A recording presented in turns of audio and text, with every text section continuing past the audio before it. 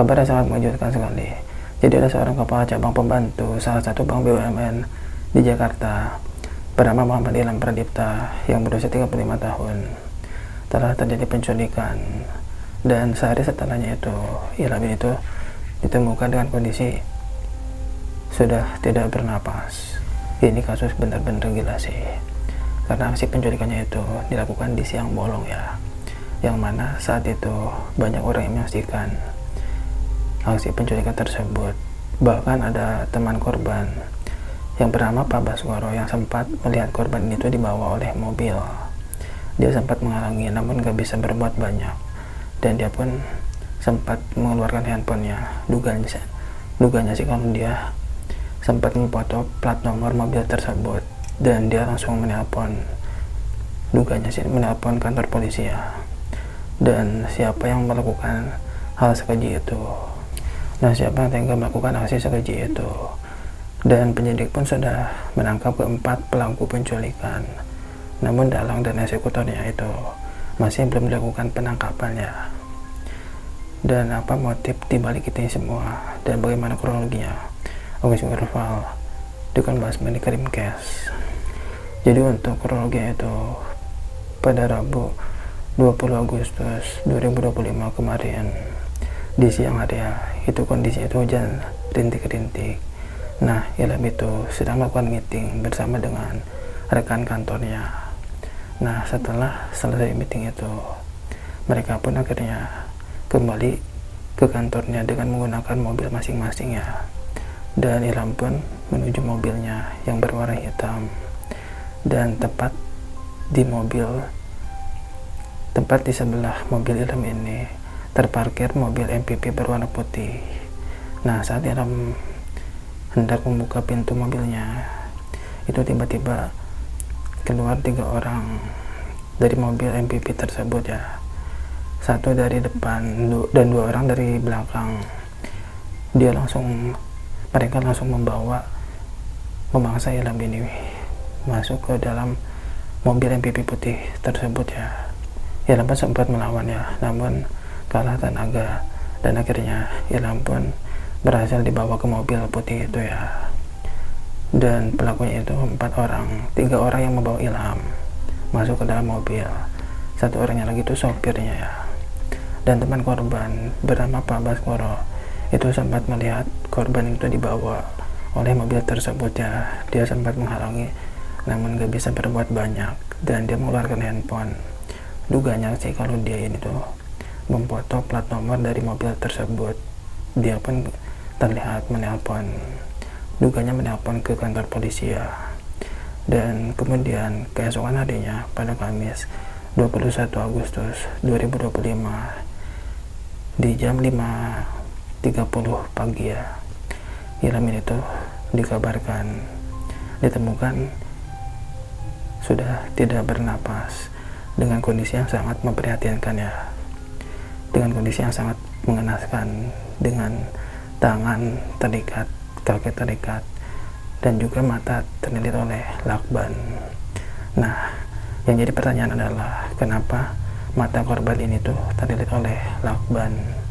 Apakah si pelakunya ini tuh tidak ingin kalau si korban ini mengetahui si pelaku ini? Jadi si pelaku utama ini nggak mau terlihat identitasnya oleh si korban, makanya itu dilakban mata korban ini ya.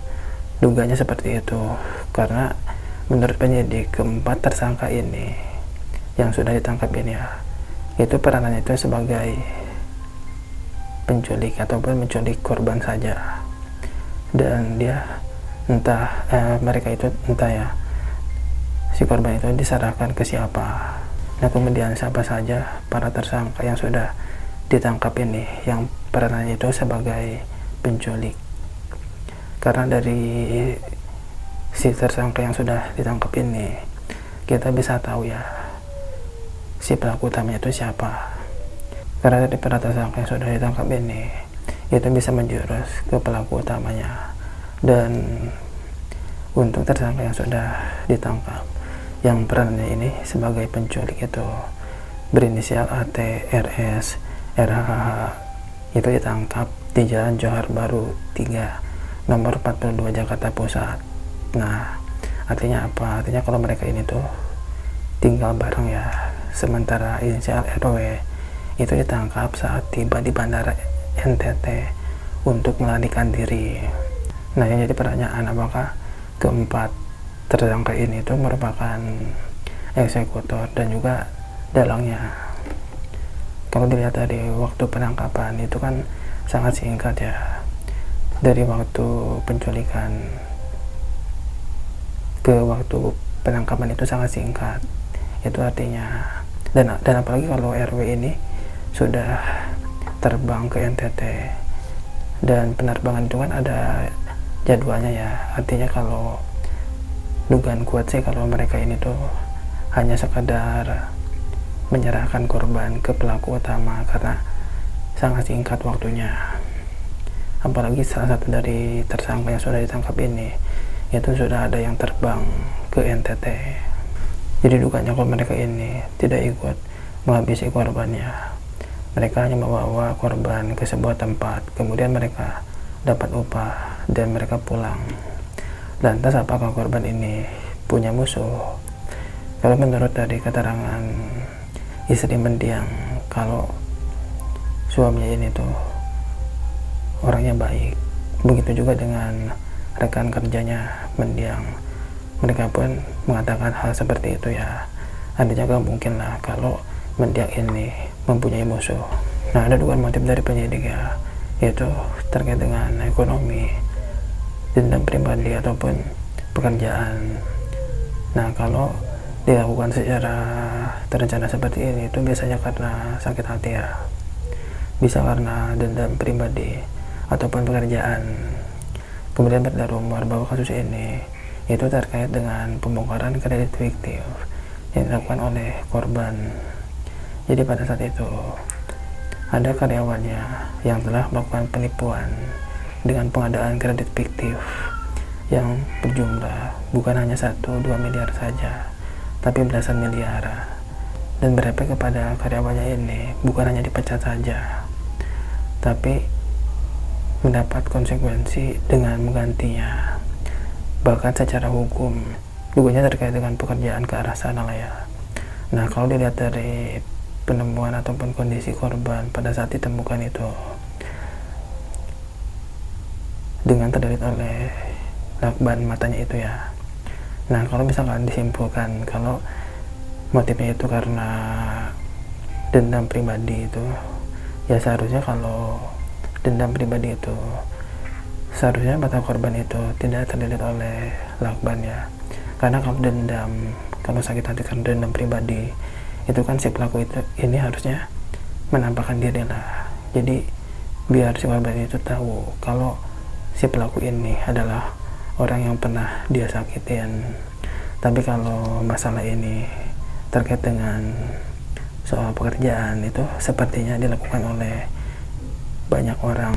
Dugaan kuat kalau memang ini karena pekerjaan itu ada 3 peranan ya, yaitu peranan pertama itu bertugas sebagai penculik ya, orang-orang yang menculik korban.